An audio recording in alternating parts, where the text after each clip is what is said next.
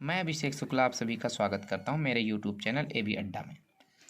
मैं आप सभी को बता दूं कि 20 नवंबर से लगा के 30 नवंबर के बीच हम लोग इंग्लिश और साइंस के 300 महत्वपूर्ण क्वेश्चंस को करने वाले हैं, जिनमें से सारे क्वेश्चंस आपके एग्ज़ाम ओरिएंटेड होंगे, जो कि फर्स्ट टर्म का एग्ज़ाम आपका निर्धारित है। उम्मीद है कि फर्स्ट टर्म के एग्ज़ाम में 40 में से 35 क्वेश्चंस मेरे YouTube चैनल में पढ़ाए गए मटेरियल से आपको मिल जाएंगे। मैं पहले पोएट्री सेक्शंस को डिस्कस कर रहा हूँ, इसके बाद प्रोज सेक्शन और शॉर्ट स्टोरी का भी डिस्कशन हम लोग करेंगे, और किस तरीके से हम लोग लेटर राइटिंग में अच्छे नंबर ला सकते हैं और किस तरीके से रीडिंग और ग्रामर सेक्शंस में क्या कर सकते हैं, इसके विषय में भी वीडियोज़ डालेंगे और इम्पॉर्टेंट क्वेश्चंस साथ साथ में कराएंगे। तो जो लोग इस चैनल पर नए हैं, सबसे पहले इस चैनल को सब्सक्राइब कर दें, लाइक कर दें, और अगर वीडियोज़ अच्छे लगें और आपको लगे कि वीडियोज़ में जो क्वालिटी है वो ऑथेंटिक है, आपके एग्ज़ाम ओरिएंटेड है, तो आप चैनल को शेयर भी करें और दूसरे लोगों तक पहुंचाएं। मैं ये गारंटी लेता हूं कि ये सारे वीडियोज़ आपके लिए बहुत ही ज़्यादा इम्पॉर्टेंट हैं। बिना देखे, बिना स्किप किए आपको एक एक पॉइंट समझना होगा। हर पॉइंट एक क्वेश्चन है और जितना भी इम्पॉर्टेंट पॉइंट बन सकता है मैंने सारा डिस्कस किया है। जिन लोगों ने इसके पहले इसके वीडियोज़ नहीं देखे हैं, उनको भी एक बार देख लें, जिसमें ग्रामर सेक्शंस को और मैंने डस्ट ऑफ स्नो को डिस्कस किया है। ये दूसरी पोएम है और इस पोएम को भी कंपोज किया है रॉबर्ट फ्रॉस्ट ने। रॉबर्ट फ्रॉस्ट की ये सिंबॉलिक पोएम है, जिसमें फायर सिंबलाइज करता है डिजायर्स को और आइस सिंबलाइज करती है हेट्रेड को।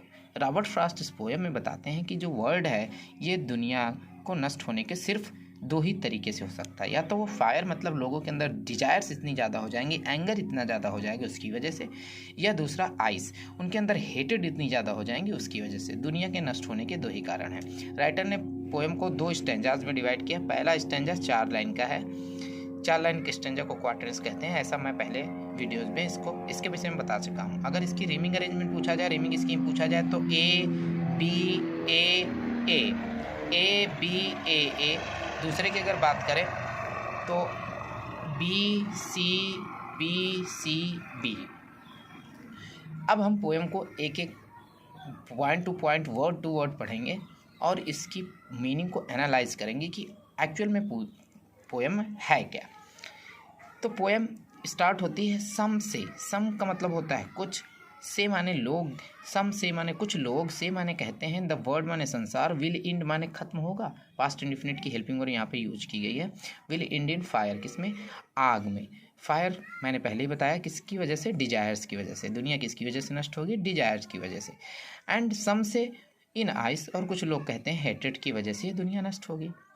For watt I have tested of desire, writer कहता है अगर मुझसे पूछा जाए कि आप किसका फेवर करते हैं, तो राइटर कहता है मैं किसका फेवर करता हूँ? डिजायर्स का। इट मीन्स एंगर का, इट मीन्स फायर का। राइटर किसके फेवर में है? तो पहला क्वेश्चन यहाँ पर ही बन जाता है कि राइटर किसको फेवर करता है, यहाँ से क्वेश्चन बन जाता है। I hold with those who favours fires, writer कहता है मैं उनका फेवर्स करता हूँ जो किसको फेवर करते हैं? फायर को फेवर्स करते हैं। जो ये लोग मानते हैं कि दुनिया किसकी वजह से नष्ट होगी? डिजायर्स की वजह से। राइटर भी उन्हीं लोगों में से एक है। आगे कहता है बट, लेकिन if it had Paris, Paris means, Paris की मीनिंग मैंने लिख दी। इसका मतलब होता है टू डिस्ट्रॉय, माने किसी चीज़ को नष्ट करना। ट्वाइस माने 2 बार। 2 बार अगर किसी चीज़ को नष्ट करना पड़े। आई थिंक, राइटर को लगता है, राइटर मानता है, I know enough of it, कि नफरत भी पर्याप्त एक कारण है, सफिशिएंट कारण है जिसकी वजह से दुनिया नष्ट हो सकती है। टू से for the destruction of eyes is also great, writer कहता है डिस्ट्रक्शन जो आइस का है, जो नफरत का डिस्ट्रक्शन है, वो भी पर्याप्त है। एंड वुड सफाइस, और ये भी पर्याप्त है जिससे दुनिया को डिस्ट्रक्शन कर सकता है, दुनिया को नष्ट कर सकता है। तो 2 ही कारण है। चलिए लिटरेरी डिवाइसेस को इसके साथ साथ में यहीं पर ये पोएम खत्म हो जाती है। आपसे पेरिस का मीनिंग पूछ लिया जा सकता है कि पोएम पेरिस का मीनिंग क्या है, या रीमिंग अरेंजमेंट पोएम की क्या है, या और कौन कौन सी लिटरेरी। सफाइस का मीनिंग कई बार पूछा जा सकता है, कि कई बार पूछा भी गया है कि सफाइस का मीनिंग क्या होता है। तो सफाइस का मीनिंग होता है इनफ या पर्याप्त। तो आप ये दिमाग में रखना। डिस्ट्रक्शन का मतलब विनाश होता है, पेरिस का मतलब डिस्ट्रॉय होता है, ये आप ध्यान में रखेंगे। तो अब रीमिंग अरेंजमेंट और कुछ लिटरेरी डिवाइसेस को भी डिस्कस कर लेते हैं। रीमिंग अरेंजमेंट अगर इस पोएम की देखी जाए तो ए, पहले स्टैंजा की ए बी ए, दूसरे की बी सी बी। तो ये पूछा जाएगा, तो इसको आप ध्यान में रखेंगे, नोट करके रख लेंगे कहीं भी, चाहे तो स्क्रीनशॉट भी ले सकते हैं। तो सम से पहला वर्ड आया, यहाँ पर एलिट्रेशन फिगर ऑफ स्पीच हो जाएगा, जैसा कि मैंने पहले ही बताया था।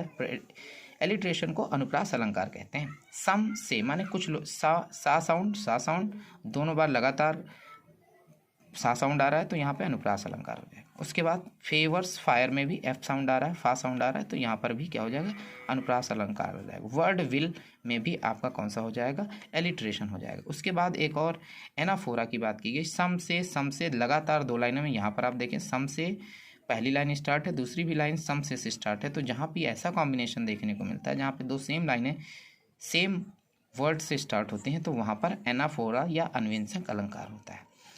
इससे बाहर से क्वेश्चंस नहीं बनेगा। Thank you. इस वीडियो में इतना ही था।